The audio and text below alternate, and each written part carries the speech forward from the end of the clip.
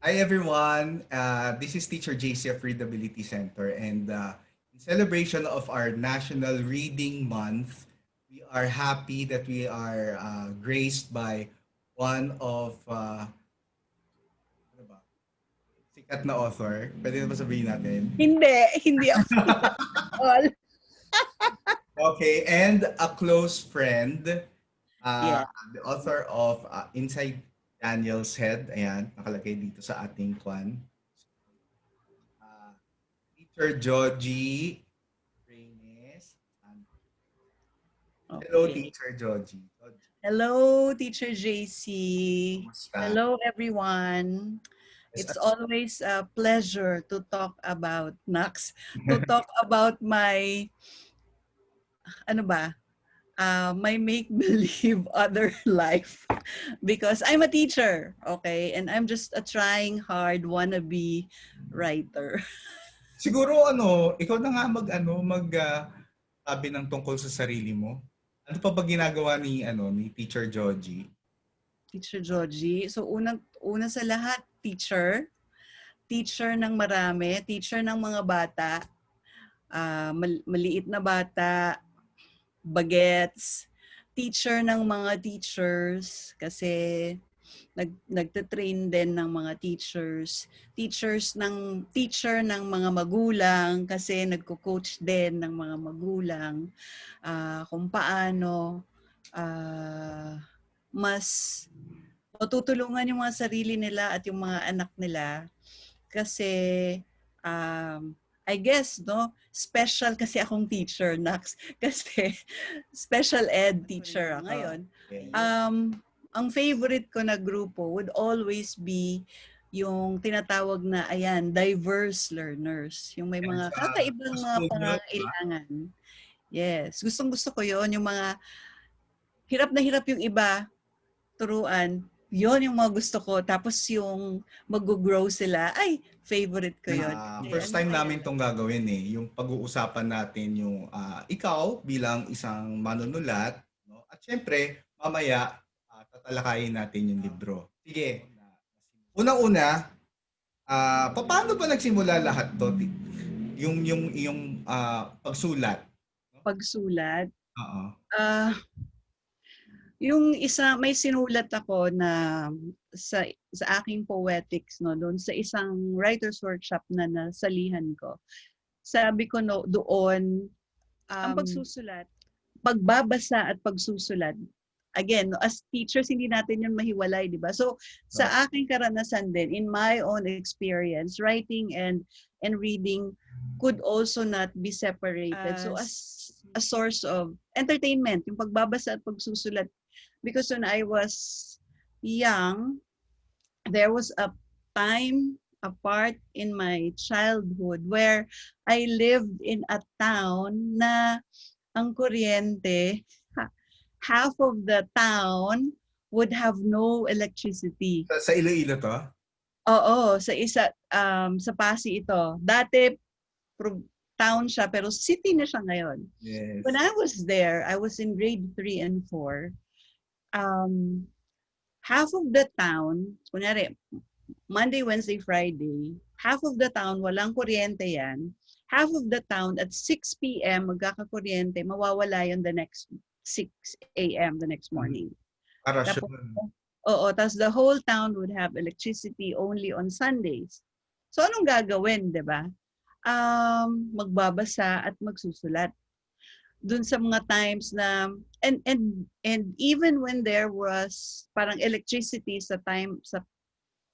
we could not afford our own TV set. So wala akong mapanood, hindi ka makakanood ng TV. So talagang basa at sulat 'yon. Tapos hanggang sa nung teenager na, ano naman siya, yung pagsusulat ay naging survival kasi 'di ba teenagers ang dami mong angst. And it's not easy to talk to syempre magulo din yung buhay ko. Ang hirap makapag-usap. Mga topics na sinusulat mo tungkol sa pag-ibig? Well, may tungkol sa pag-ibig, may tungkol sa mga buhay-buhay, may tungkol sa gagamba. kahit ano. So, gano'n. So, magsusulat, may mga tula na binibigay ko pa to talaga sa mga kaibigan ko, ha, na parang ngayon, parang sana tinapon na nila yun noon, no? Kasi kung mabasa nila ngayon, parang shucks, nakakahiya yung mga pinagsusulat ko. Yung mga ganyan. So, hanggang sa nung naging guro na, kailangan mong magkaroon ng, bago pa ako maging totoong guro, tutor pa lang. Nung college ako, ang dami kong racket na eh. Nagtututor ako, nag-McDonald's. Minsan magkukwento ka sa bata, ayaw siya syempre ng kwento sa textbook, diba? So, gagawan mo ngayon ng kwento. Mag-iimbento ka. Makabuo ka. So, dun, parang in a way, Ito na yung yung creativity in some way, no? Na mm, makabuo ka ng isang bagay na pwede mong isulat. No? matagal pa yon kasi even if I've been writing ever since I was very young, I I've always had this love-hate relationship with writing. Parang, para sa akin, hindi kasi ako magaling magsulat. You know, I would have classmates, I would know people who would write so much better than I would. Okay. So, parati akong insecure sa pagsusulat. So, though I like doing it, I never thought that I could actually do it. Kaya, I bring hope for those mga wannabe writers. Kasi kung ganyan, Oo. kung ako nga hindi ko akala ko hindi ko kaya, kinaya naman pala. So, So yun, I give hope. oo nga. So could Asa. you say that this is like a dream come true? Oo, nasa bucket list ko actually yon. Kasi sabi nila, if you want to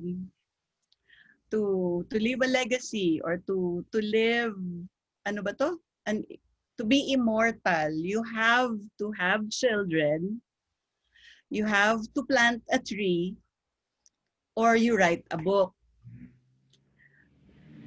Have children, syempre wala akong anak, wala kaming anak. Plant a tree, hindi talaga ako nabubuhayan ng halaman, kahit cactus na mamatay. So sabi ko, isa na lang ang natitirang pag-asa, Sige, meron pagsusulat. na. Meron So na. yun. So kaya talaga pinilit kong magsulat. Kasi gusto ko namang may Share. yes. Legacy. O ngayon, sige, puntahan na natin yung libro. Uh, So ang iyong title ay Inside Daniel's Head. So, sino si Daniel? okay, pwede ba akong mag-share? Sure. Oo, may ibubuksan lang ako, ha. May isi-share ako. Ayan. Sorry. Gusto ko lang ipakita 'to. Kasi para masagot ko yung tanong mo, sino si Daniel? Paano nabuo yung kwento ni Daniel, no? Um, my first class out of college, fresh out of college, I taught in a progressive school. At ang una kong klase na hinawakan ay klase ng 12s, 13s class at inclusive classroom siya. Ibig sabihin, there were children or students in my class who had diverse learning needs. At meron ding hindi. Just to give you an example, yung klase na yon, sa ngayon, merong mga doktor sa kanila, merong mga lawyers, entrepreneurs, pero yung klase na yon, yun nga, may naka-include sa klase na yon ng mga iba't ibang mga bata na may mga kakaibang mga pangangailangan. Okay? And it was my first time to actually meet someone like Daniel. Okay. In that class, one of the things we would do is writer's workshop. Okay, yeah. So, kasi English teacher din ako noon eh. Yung first ko na homeroom teacher, English teacher, social studies teacher. Yun yung first year ko. So sa writer's workshop, all the students, all of them, all including lahat, no, required na magkaroon, to submit Writing out. either a story or poems or essays, whatever, basta every quarter they have to submit, or part of their requirement yon na meron silang matapos. And then also meron yan silang journal where they write almost every day, and I would have to read and also reply to these journals. So 12, 13, maloko na yan, di ba? Oo, teenager. Sinallenge nila ako, teacher, um, you force us to write, to keep on writing and to submit every quarter. You should also write something. You should also write about us. Okay. So, parang, oo nga. Tapos lahat din sila magbaband together na, yes, teacher, we want you to also write. Well, at that time, buti na lang, I had a very valid excuse. Us teachers, our work is Use. sobrang hindi natatapos. So, Excuse na, no? So yung reason ko sa kanila, sabi ko, sige, pero hindi, walang time. There really was no time to really, write down everything. So it took me another 20 years na to be able to rise up to their dare. So 20 years. So in those 20 years, I've been working with many diverse learners, and I found myself parang being drawn to learners like Daniel. Okay, so talagang and yun ang ni-research ko kahit sa MA ko tungkol sa kanila yung thesis ko. Yung ganon, professionally yun naman talaga ang pinili kong linya. And yun nga, 20 years after, I had a colleague naman who dared me, no, na parang, alam mo, wala pang kwento na tungkol sa person with autism na verbal, na in a regular school. And she dared me to write about that. And then, so I tried, no? And it was a short story. Tapos, and then we also joined supposedly an organization for writers of children's lit. And one of the requirements was, of course, to submit a manuscript. And then yung several manuscripts. And then yung final doon was workshop yon. And yon, in my case, ang nasa panel ko was a writer, an award-winning writer who happened to be who was my English teacher, or anong ba tawag nga yung sa English natin sa UP? Com 1 teacher ko siya nung college. And then another was a librarian and a writer, and then another one was a reviewer, no, of stories.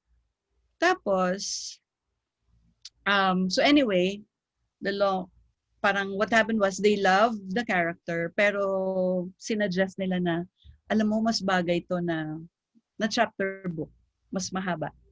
So dinare nila ako na mag-submit at that time there was a call for novels in progress.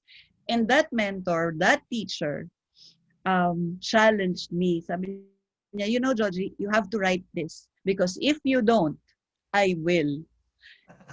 Alam ko naman na kayang-kaya niyang gawin yon, di ba? So parang sayang naman yung opportunity na ako yung unang makapagsulat Lahat tungkol pala may naghamon sa'yo. Una yung sa lahat parang may humamon sa'yo. yes. Kaya nga Mga sabi ko bata, sa'yo, puro there. Nagsimula sa mga bata, sa isang colleague, tapos dun sa isang mentor na parang sabi ko, okay, then I guess kailangan ko siyang gawin. And so, ayun, napili naman siya. So I became one of the fellows. And doon lang actually ako natutong magsulat because prior to this, again, di ba, teacher ako, I never had any training in writing whatsoever. Ang alam ko sa, syempre, pag susulat, plot, as a reading teacher na parang, di ba, ganito maghimay ng storya. So, ito yung plot diagram. So, as a reader, but not as a writer. So, it during was, the workshop. yeah, during the workshop. So, and then we were required to write and submit, and then i-workshop namin yan. So, babasahin ng lahat, magko-comment. Okay, so, syempre, may mga, um, there were good comments, and there were a lot of comments that that pointed to many holes, no, in my writing, and it was not easy because uh, again, may mga likas na manunulat at hindi ako yun. So Yeah. it was, yeah, it was a challenge, and I really had to, dare myself naman na parang, okay, Joji, sinimulan mo to, pinasok mo to, tapusin mo to. O, So, yan yung ano, yan yung nasa harapan natin ngayon, no? Sa yung oo. slide. Kaya So, yan yung mga nag-dare sa akin hanggang sa, and okay. then, it was also while I was writing, na doon ko nga lang, kasi noon ang gusto ko lang mangyari was to tell the story of Daniel. My intention was, at that time, no, was to have people have a peek at what may be happening in their head, in their minds when they do or say things that they do. Kasi maraming ang hindi nakakaintindi. And also even ano na to ha, even when yung misconception ba na kapag ang bata may autism, the misconception that they would always be echolalic, that they would always be yung parang ang low ng functioning. And I wanted to show or tell a story that would show, because autism is a spectrum, diba? That would Right. also show some other individuals in the spectrum, not just in the lower end. So Pero yan. So yan yung um, yan yung dahilan. kwento behind So aside from ano siya nabuo. aside from being exposed, no, to your first class, your first teaching job, no, to children with autism, why choose autism as your topic? Okay. Autism because there are a lot of misconceptions about autism. Right. And so I wanted to do my part in correcting some of these misconceptions.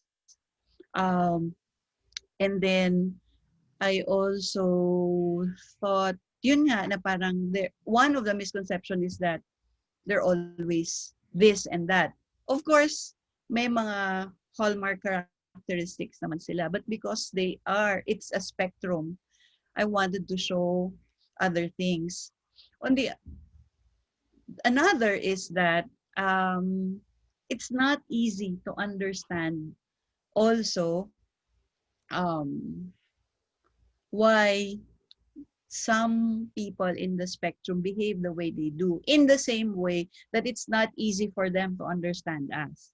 So parang ganon. And nung una nagsimula lang siya talaga na to just show that, so that people um would would understand, and so would not jump into the wrong conclusion, because like in the practice meron ko minsan na nag-escalate yung behavior kasi a child wants to do something, the first instinct of the adult is to stop. And so, mag-escalate. Nakakagulo eh. Oo. Oo, nagkakagulo. Kung mag-stop muna at tinry, to understand the reason behind a behavior, what is the individual trying to say, then the escalation of the tantrum, would have been avoided. Yes, naalala ko, napakita yan clearly sa libro, no? Mm-mm. Wherein there are some behavior modifications presented by the parents, di ba? The teachers, the coaches, no? So all the adults who worked with Daniel, no, clearly showed how they should respond basically. No? Mm. Para kasi 'di ba nga sa mga di nakakaalam, no, ang autism ay isang language, basically a language. Yes. So kung hindi nagkakaunawaan, so hindi sila nakakaintindi gaya ng pag-unawa natin sa karaniwan, no? So kinakailangan talaga iintindihin natin sila. I-express sila ng sarili. Nawawala ka ulit. Nawawala ba ako? Nandito lang ako. Ayan. Lumayo ako sa mic kasi parang ang laki-laki ko sa screen eh. Anyway, ano yung mga challenges, no? So may nabanggit ka na kanina, ilang sa mga challenges sa pagsusulat mo. Ano yung pinakamalaking dagok siguro? Dagok talaga. Well, sige, mag-start ako doon muna, and then yung mga realization ko rin after. So during the writing, syempre mahirap nga isulat. And there are so many things that I wanted to show, but I had difficulty showing because I was telling from the first person, diba? From the point of view talaga of Daniel. And so, hindi ko ma-explain yung mga ibang tao kasi ang explanation is based on Point of view. his perception, his view. And that also would tell you how naive I was as a writer. Ganun ako kahilaw na manunulat because technical yun eh. And I didn't know how to do it. It took, well, especially now, parang ang hirap for me na magsulat, especially yung using an unreliable narrator, kasi syempre unreliable narrator si Daniel because his perception nga could be different. So hirap ako doon. Yun yung isa na nahihirapan ako. Until ngayon hirap ako doon. Pero I think, masingit ko lang, I think that's the beauty of the writing. No? Yung tipong, ang magiging impression talaga sa mga hindi nakauunawa, no? Gulo-gulo talaga. Mm-hmm. But if you go until you read the whole book, no, you'll come to parang, actually nung umpisa napagod ako eh. Ako na ha, di ba? Exposed din naman kahit paano tayo sa mga gantong bata. Pero, I mean, kasi nakikita ko lang sila dito sa center, di ba? So, yung mga nangyayari doon sa bahay, no, sa ibang settings, no, na ginalawan ni Daniel. Parang sabi ko, oh my gosh, parang oo nga, no, isang setting lang yung sa center o kaya sa eskwelahan. Makikita talaga nung nagbabasa na ano siya, no, na totoo siya, consistent siya, hindi siya lang yung sa ano siya nakikita. So isang realization sa akin na ayun, na kinakailangan nga iintindihin mo yung bata. Kasi yun, kailangan mo ma-distinguish kung behavior na mold, na acquire na behavior, or it's a sensory issue. Diba? So, Oo, kapag, yung klase oo. yun. Kasi kapag sensory issue, consistent yun. Kahit saan siya, lalabas yung behavior na yun.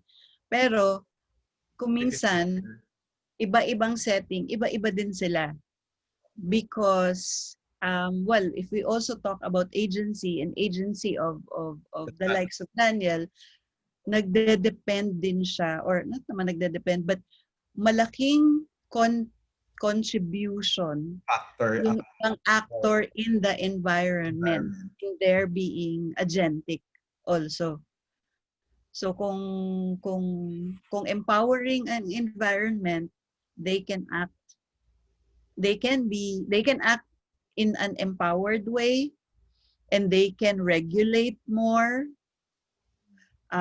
Pero oo. ito na yung mga beyond the book di ba? Yes, oo. Yes. Mga kailangan nating Pag-usap. intindihin, no? Beyond Mm-mm. the book. Yeah. So, yun, balik tayo dun sa Yung isang may isa pa akong challenge. Yung isang challenge ko, naalala ko, sabi nung isang nag-feedback sa akin, isang magaling din to ng manunulat. Kaya talagang nakinig ako talaga sa kanya. Kasi syempre, when I was writing the book, it started with the Daniel, the first Daniel in my experience. But then, it was not enough, of course, to sustain, diba, the whole story. So I had to research. I had to use, other things that I have experienced and observed. And so, ang nangyari, parang iba-iba ang boses in voice ni Daniel. According to one of the critic, na parang, I can actually hear 6 voices. So you have to tighten it and just, make it into just one voice. So yun yung isang naalala ko na hirap din akong gawin. But what helped me was to also focus kasi syempre 20 years ago pa yon. Hindi ko na nga mahanap yung totoong inspiration, no, for the stories. Hindi ko na siya alam ano nang nangyari sa kanya. So I had to look for another peg para everything else, parang boses niya, paano siya mag-isip, paano siya mag-behave, pero iba-ibang mga karanasan based to sa mga iba-ibang, not necessarily his own experiences, no? Pero ginawa kong, kung nangyari sa kanya, paano siya paano siya mag-react, anong sasabihin niya, diba? So, yun. And I think nagawa ko naman siya. So, etong challenge na to about the voice, I think na-solve ko siya in this book. But the other challenge about yung the unreliable narrator, for me as a writer, hindi ko pa yon masyadong nasosolve. Struggle ko pa rin siya. So, could you say that it's something, it's parang artistic? I guess so. Well, it's a combination of artistic and technical kasi. So, kaya, I don't have a choice but to read, to research, to listen to people who write better, to read how they do it. Kasi like halimbawa, one of the mentors also said, basahin mo to. Kasi he was also able to use an unreliable narrator and, succeed in it. So parang, okay. So, ganun. So pag nagbibigay nga ako ng mga tips on writing, isa talaga sa mga tips na yun ay magbasa. O para ma-expose din, no, sa iba't ibang klase ng sulat. Oo. So yung yung kanina natanong ko na yung napag-usapan na natin si Daniel, no, kung bakit si Daniel. Ngayon, ano yung intention mo aside from nadaanan din natin, the real intention for you to come up with this book? Okay. Um, ano, as I've mentioned earlier, ang daming misconception. So, and eto, well, narinig ko lang sa isang talk ng isang hinahangaan din. And then sa other articles na 'di ba parang books can be many things, no? And for Daniel, parang tatlo ang tinry kong gamitin, and that's the reason why I wrote it. One, books as windows, as mirrors, and as sliding doors. So window, because it's a way for us to, when we read, parang window siya because then we get to understand the yung hindi tayo pero yung tungkol sa kanila, doon nagsimula. For others nga to understand and to be aware of the likes of Daniel, how they think, how they react, how they affect us, and how they get affected by us. Okay, so yun yung una. But then realize ko, shucks nga ba? Kasi parang sino ako, no, to tell Daniel's story? Eh hindi naman ako, um, iba ako sa kanila, iba sila sa akin. So meron pa din silang mga karanasan na maaring hindi ko nga maintindihan. Tapos kaya naisip ko yung sliding door. Nung na parang it's a way, because naisip ko, 'di ba, when we read books, when we watch TV series, we become friends with the characters. So, inisip ko yung sliding door na it's a way for us to vicariously interact with Daniel in the story, and for Daniel to interact with us, and hopefully this can be replicated in real life. Parang ganun. So we learn from each other. I, as a reader, would learn from Daniel. Daniel, hopefully, would learn from us. And that brings me to the third one, which is a mirror, na parang kung sino man ang magbasa, sana they will see themselves in the story. Whether it's Daniel, because many of my students and and the likes of Daniel actually read the book. Gusto ko actually tanungin yan eh. Oo. So, Basta. ang nakakatawa, pag sila ang nagbabasa, walang explanation eh. Basta sasabihin lang nila, oh, okay, I like it. Tapos sasabihin ng nanay, alam mo, nagustuhan niya yun kasi tinapos niya. Pag ayaw niya, hindi niya yun tatapusin. So, mga ganon. Pero sabi ko, bakit? Ano gustuhan? Kasi, di ba, gusto kong malaman kung ano ang nakita nila. But again, usually, even when we talk about things with them, parang yung iba, kaya nilang, ay, ganyan ako noon. Parang ganon. Pero yung iba, wala lang, basta. Okay lang.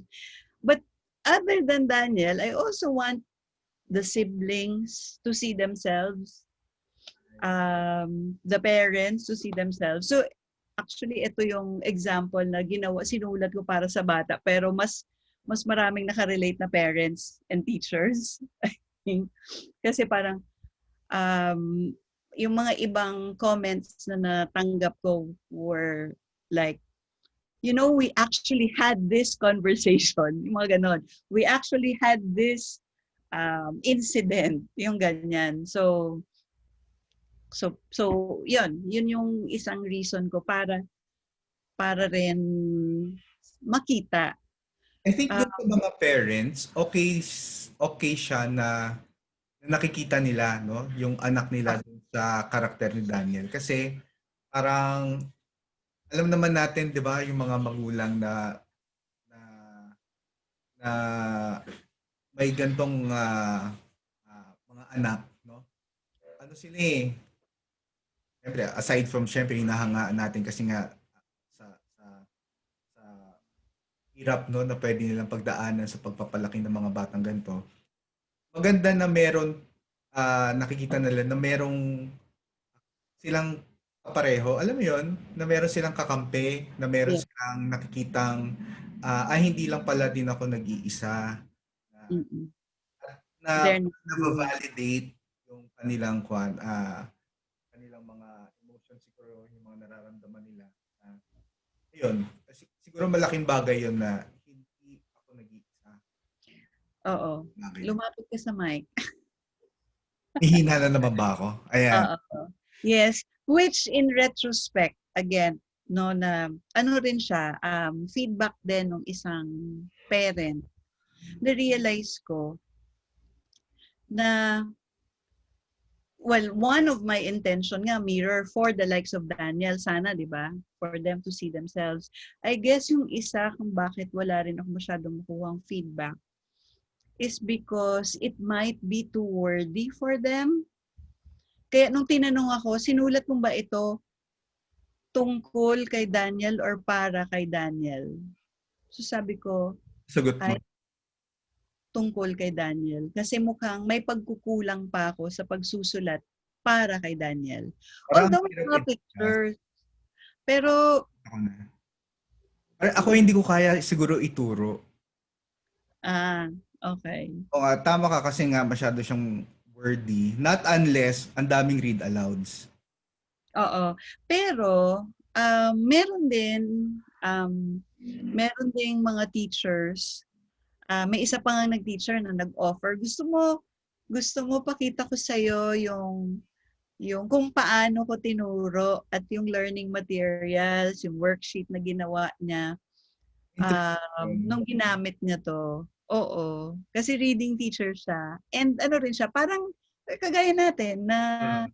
may reading, she also works in the reading clinic. Ayun, nahiya lang akong hingin. Pero one of these days, hihingin ko para ma-share sa iba. Actually, maganda siyang ano eh. Kasi ako bilang teacher din, gusto ko makita, no, papaano niya ginawa. Oo. Ano yung Well, mga materials na ginamit niya. Kasi na-realize ko din nung bago mo in-explain about to sa teachers, parang siyang mahirap talaga kung ito ay for Daniel. Diba? mm. Depende kung, again, no, nasa Oo, anong reading depende, level depende. ka. Oo. Kasi, kung mataas naman ang reading level ni Daniel, I mean, ng mga estudyante natin, na kagaya ni Daniel, kakayanin yon. Kaya nga ang kaya nga ang to kill a mockingbird eh. I mean, Well, depende. so, ibig sabihin, kakayanin din yan. Kaya lang, marami sa the likes of Daniel, when they are in school, that they don't perform as well, especially when it comes to, when they're already in the higher grade level, yung mga grade 6 up, sometimes they don't perform too well sa mga reading comprehension, sa mga writing, kasi not because they can't, but because sometimes they were not given the right support. Oo, the right preparation for them to be able to do it. Yun lang. Pero, kaya naman siya dapat. Yun. So, siguro, teka lang, ang dami kong naiisip eh. Sinabi ko kanina kasi, isa sa mga dahilan din kaya namin to ginagawa na itong interview with the author ay para mahikayat din yung mga bata na gustong Ito na magsulat. lang. Mm-mm.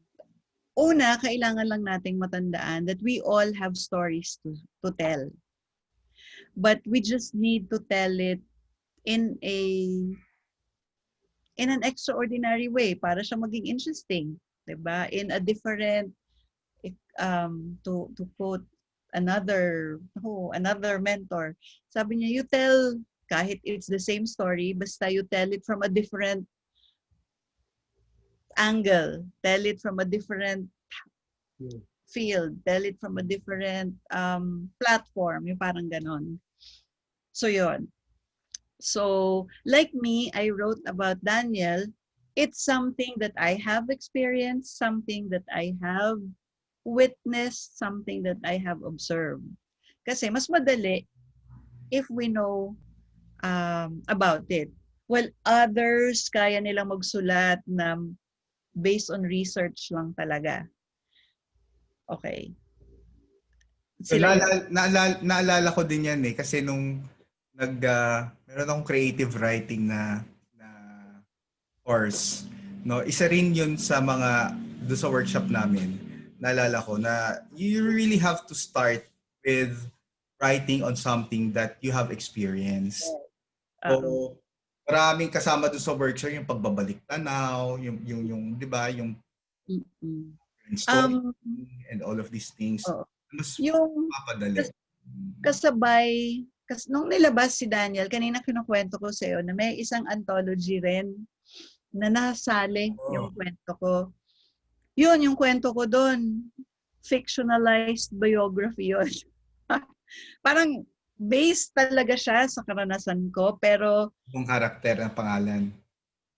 at saka dinagdagan ko na ng mga hindi naman totoo. Yung, alam mo yun, yung kumbaga 80% nun totoo talaga siya, but to make it interesting, Nagdagdag ka ng ano. oo, ginawa ko na siyang ganon. Diba? So para lang, Siguro yung the next step, no? Yung experience mo, tapos hahaluan mo ng ibang palabok, no? Na invento na, no? Na yes. I guess, ewan ko sa iba ha, pero siguro ako as a writer, laging ganon, na parang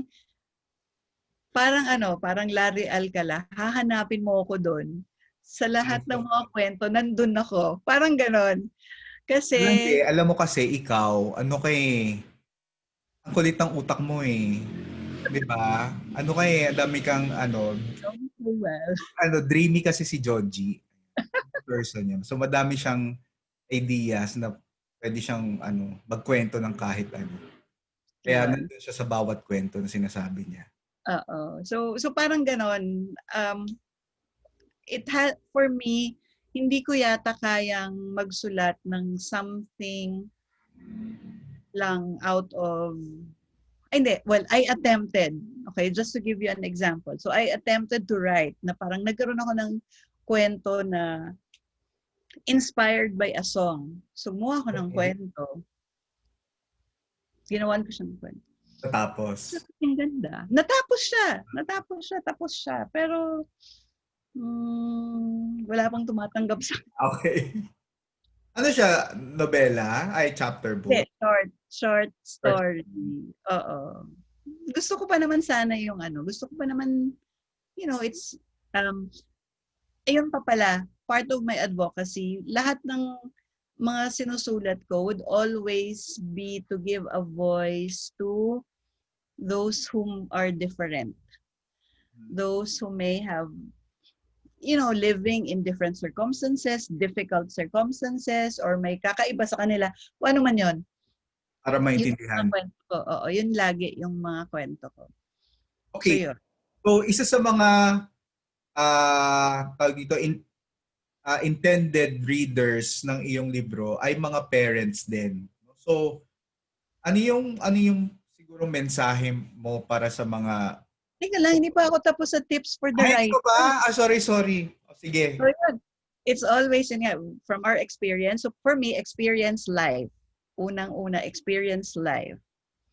Tapos, number 2, magbasa. Magbasa. Ay part ng experience life, yun nga, diba? Observe other people. Kasi hindi naman always have to be about you. It can be about someone that you know about. Okay, tapos yan magbasa. And ang pinaka-importante, magsulat. Magsulat. Kasi until you put it down on paper, it would remain an idea. So, kailangan mong isulat yun. So, like ako, hanggang ngayon, in this digital age, meron pa rin akong notebook Tinker, na, parang tinker, ano? oo, na sulat doon. Pero nililipat ko naman siya sa laptop ko after a while. Or like sa phone. Para kahit nasan ako, susulat ko siya doon. And then, ano lang, file lang siya na parang someday, I could write about it.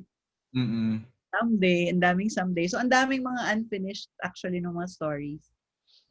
Both short and ngayon, meron akong dalawang novels in progress.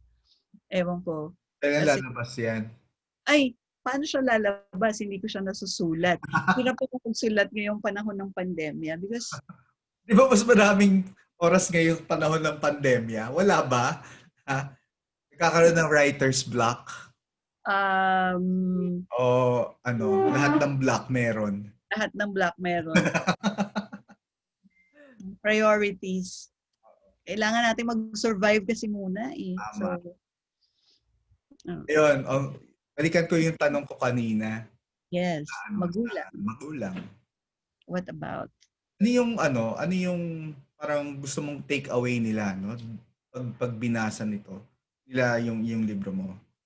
Nabanggit ko po kasi kanina na maganda rin siyang yung nga, parang makita o makilala yung batang katulad ni Daniel on the surface. Kasi sa libro mapipresent nga yung bata sa iba't ibang sitwasyon at ilang mga magulang na bagong magulang, no? Na na-discover yung anak nila ay katulad ni Daniel. Ano yung pwedeng take away? Ano yung pwedeng take away natin, no? Sa pagkatapos sila basahin?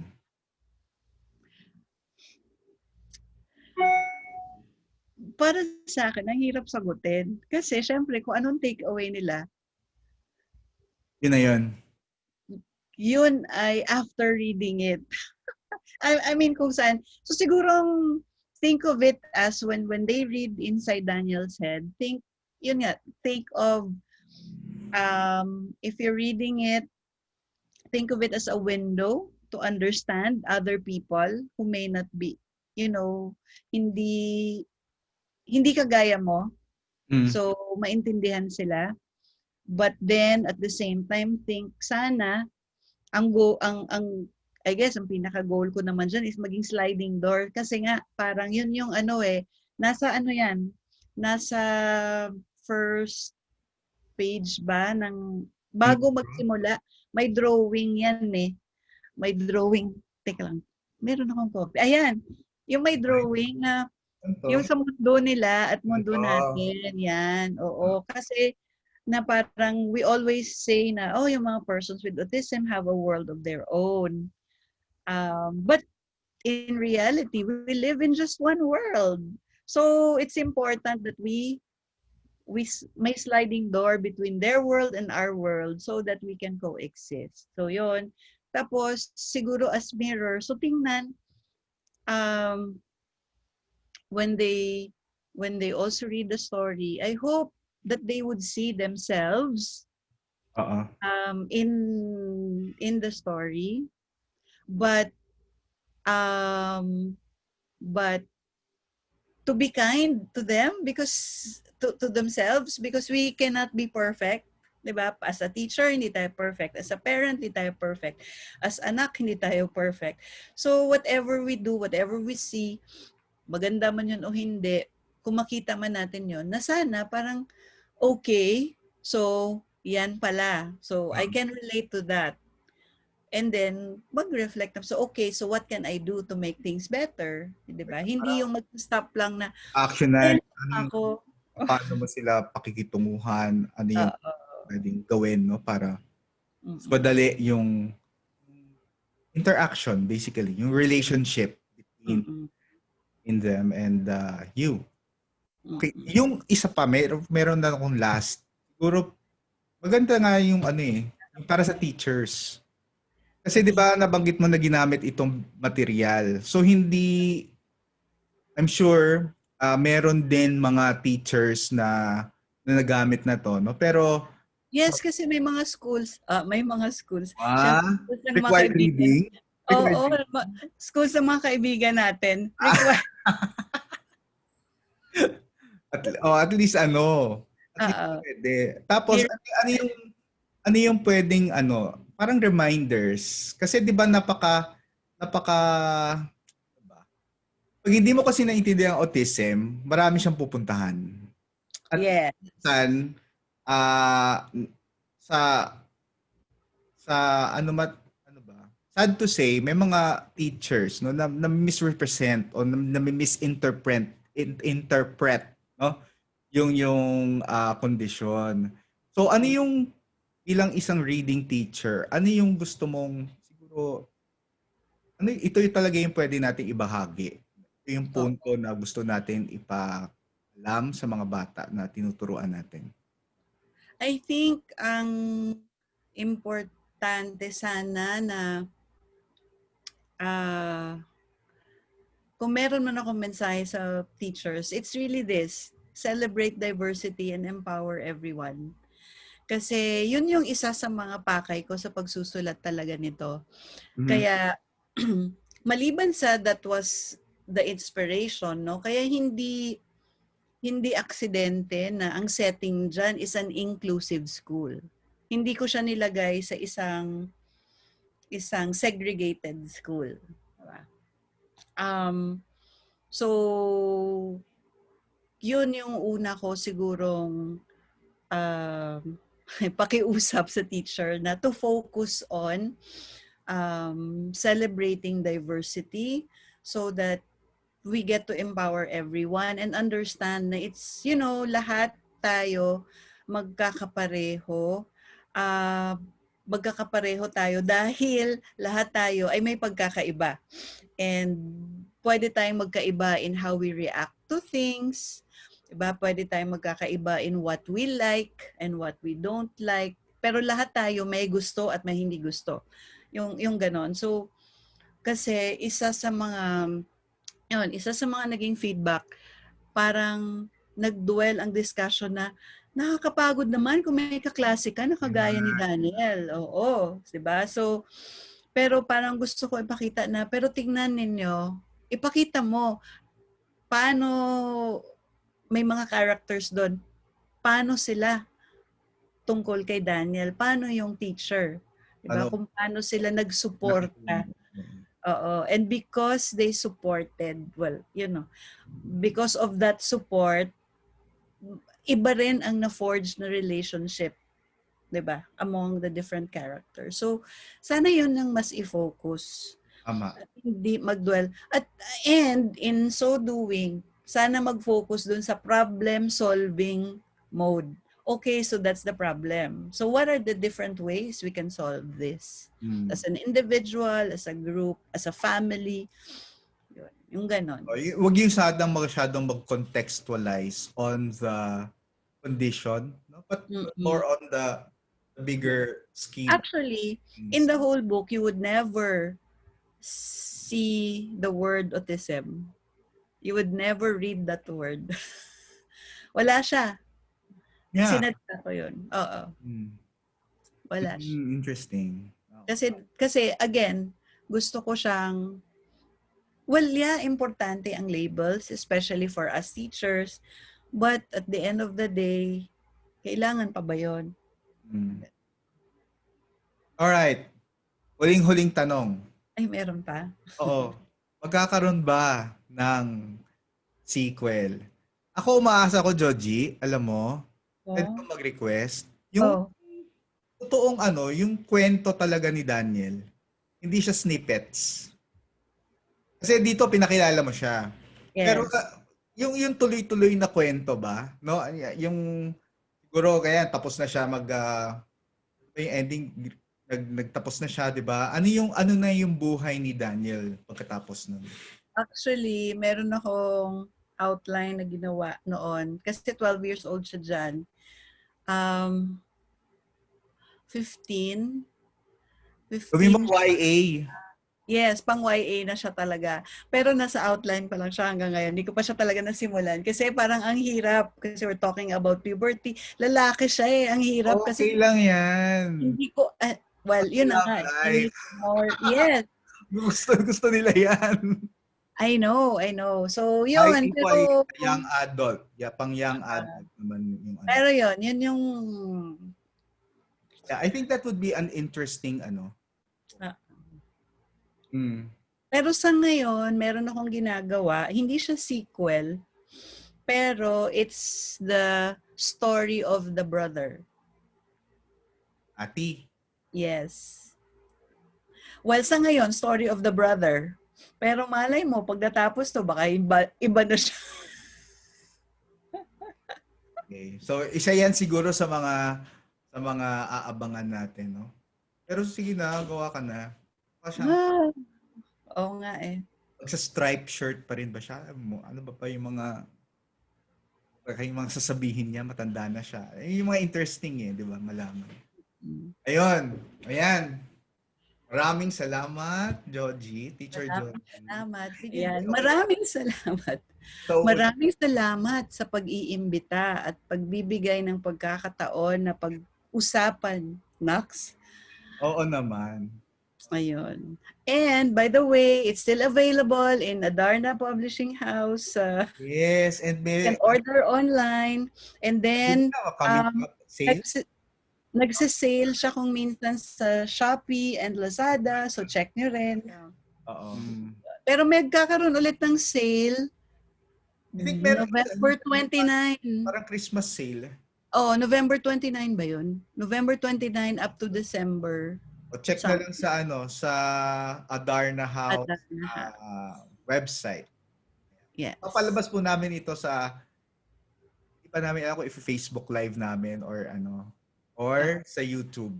Definitely lalabas sa ating YouTube channel.